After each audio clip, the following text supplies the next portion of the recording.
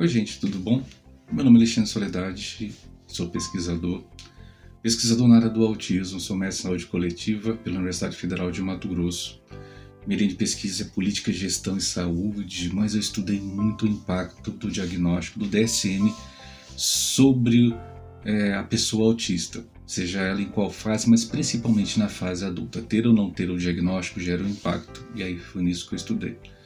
Mas antes disso, eu sou pai de duas pessoas importantes. Uma tem 20 anos, um rapaz tem 20 anos e uma moça que tem 14. Em especial essa moça que tem 14. Ela é autista 2, de suporte 2 para 3. E é importante separar, né? Grau de autismo é uma coisa e o suporte é outra.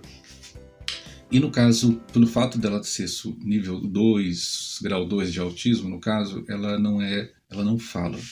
Ela não é oralizada, então ela emite sons, mas ela não é oralizada, ela não consegue se comunicar pela voz. E isso foi um impacto para a gente, quando desde pequena a gente não observou isso, e foi mais fácil chegar ao autismo, porque meu filho é autista, né? E ter uma segunda pessoinha na família autista foi até mais fácil o diagnóstico.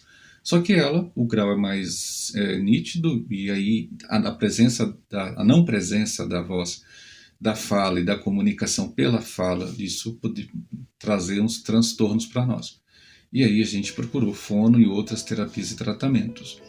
Só que sempre o profissional que acompanhou a parte fonoaudiológica dela, os profissionais, a profissional, assim por diante, sempre optou para que a gente insistisse em que ela falasse. Foram muitas insistências e até foram pedidas que fossem feitas mais horas e insistências.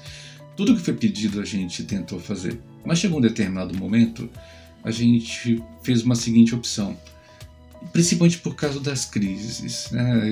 Boa parte dos autistas tem crises e crises agudas em que você não consegue reverter com facilidade, porque qualquer tipo de manifestação, fala, toque, pode potencializar a crise e dificultar a saída e levar a aumentar exponencialmente o processo de crise, a ele poder se flagelar, se machucar, se morder, assim por diante.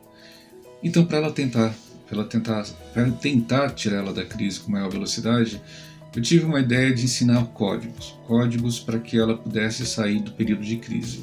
Então foi ensinado para ela um primeiro código, um código que significou esse com o dedo no nariz, significava: eu preciso falar muito com você. E ela, no período sem crise, eu falava sempre para ela, já que ela ouve muito bem, eu preciso falar muito com você. E ela foi associando que tanto que eu falava e associava ao gesto, ela aprendeu que esse gesto significava ao ponto de eu fazer esse gesto e ela fazer isso correspondente. Estabelecemos a primeira comunicação, né, gente? Então ela respondia que ela tinha entendido e ela falava que tinha entendido. E foi num momento de crise, numa crise forte, em que ela estava no chão, ela estava se debatendo, ela estava se machucando bastante, e dificilmente tiraria ela daquele momento. Eu me abaixei do lado dela e fiz assim para ela, dizendo para ela que eu queria falar muito com ela. E ela, no momento de crise, ela gritava, chorava. Aí quando os olhos dela passaram por mim, ela viu fazendo isso, ela passou de novo e fez assim. E eu falei assim: filha, preciso falar muito com você, você sabe que papai te ama, papai te quer muito bem, isso foi associado a te quer bem. Isso, amor, né, gente? Em quê? Em Libras. Mas, Libras, né, amor? Mas isso no começo, quero teu carinho, vem aqui perto. E associou: preciso falar com você, vem aqui para perto. E aí ela pegou, levantou, veio chorando, me abraçou.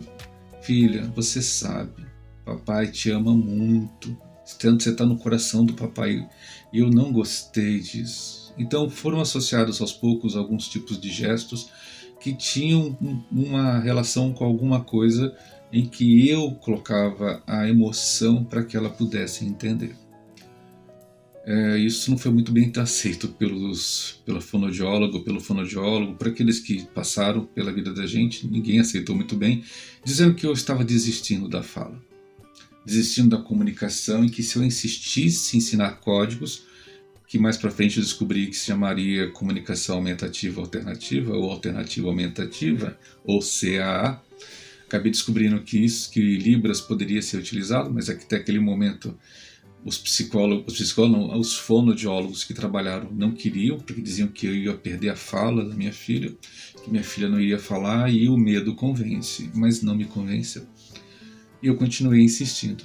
E aí fui apropriando de mais gestos e mais sinais, e aproveitando que ela ouve muito bem, fui colocando os gestos e mostrando para ela o que significava o gesto. Até de repente um determinado dia, foi uma surpresa para mim, entrei no quarto dela, ela estava deitada com o celular. Eu entrei no quarto e falei, vai dormir, Sofia, está no horário. Ela pegou, colocou o celular de lado, puxou o edredom e virou para o lado e supostamente foi deitar. Como todo adolescente, ela estava pré-adolescente, ela estava com 12 anos, acredito eu isso.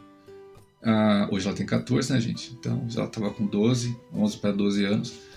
Aí entrei no quarto, ela estava fazendo o quê? Desobedecendo, né? Estava com o celular de novo. Eu entrei no quarto, ela tampou a cabeça com o edredom. Ou seja, ela estava manifestando primeiro um ato de inteligência, porque mesmo eu sabendo que ela ouve, ela cobrindo a cabeça, ela garantia que os gestos não teriam efetividade sobre ela, ela poderia garantir que ela não estaria me ouvindo ou me entendendo. Então, foi um traço muito forte de inteligência, coisa que, quando o DSM fala que pessoas nível 2 e 3 têm déficits intelectuais, aí você vê um traço de inteligência pensando em como se livrar da bronca.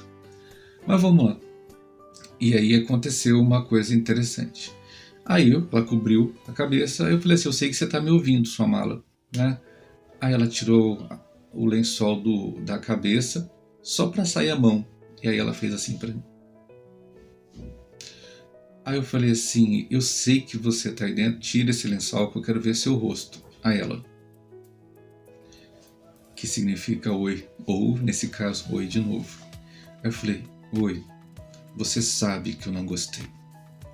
Aí ela,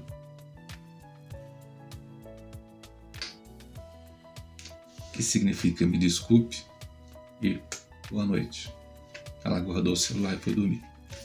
Eu fui para a sala e chorei bastante. Pois é, gente, a gente teve comunicação. A comunicação ocorreu e foi por meio de sinais. Então você que é pai, mãe, que como eu, assim, tem um filho, uma filha que não é oralizado, que não consegue se manifestar, comunicar pela voz, não tenha medo daqueles que põem medo. A gente ensina, inclusive, para nós mesmos, quando a gente vai viajar, a gente aprende idioma, né? A gente pode ter um segundo idioma. E Libras pode ser, sim, o segundo idioma do seu filho autista. Por isso, eu escrevi um artigo, num capítulo de livro chamado O Alfabeto de Sofia, onde, passo a passo, eu fui explicando como é que eu cheguei aos sinais que levavam a proteger minha filha. Ou seja, os sinais eram de proteção. Os sinais eram para levar que minha filha pudesse se comunicar basicamente. Inclusive, mais para frente, eu ensinei que esse gesto significa banheiro. Para quê? Para que ela, na escola, com uma mínima informação dos professores, ao observar o gesto, saberiam que ela quer ir ao banheiro. Ela tem 14 anos e ela ainda não fala, mas ela se comunica muito melhor do que antes. E se eu tivesse ouvido o conselho de quem botou medo, ela estaria inclusive hoje não se comunicando. Se hoje ela é mais independente, se hoje ela é muito mais feliz, se ela é muito mais alegre, é porque se estabeleceu comunicação. A comunicação pode libertar o seu filho, levar seu filho a um outro patamar de independência. Então não tenha medo. Aproveite. Esses profissionais que trazem para vocês a possibilidade de seu filho aprender por comunicação aumentativa, eles precisam também abrir e expandir a mente deles. Não é somente com tablet, não é somente com PECs, que são aqueles cartõezinhos. Eles podem investir também em Libras. Obviamente, cada criança, cada jovem, cada adulto autista vai receber a informação e vai aprender a informação de uma forma diferente. Talvez para alguns seja necessário realmente a parte tecnológica, mas para outros, Libras pode ser muito eficiente, inclusive para o professor ou professora da escola que tem uma formação básica em Libras. Por isso que eu acho tão importante e todo mundo na escola saiba a linguagem brasileira de sinal. Fica essa dica. É uma partilha de um pai, e muito mais que pesquisador, é um pai que foi pai. Tá? Então, o que a gente puder fazer pelos filhos, a gente vai fazer, mesmo que a gente desvija, de vez em quando, daqueles que dizem que estão falando que é ciência.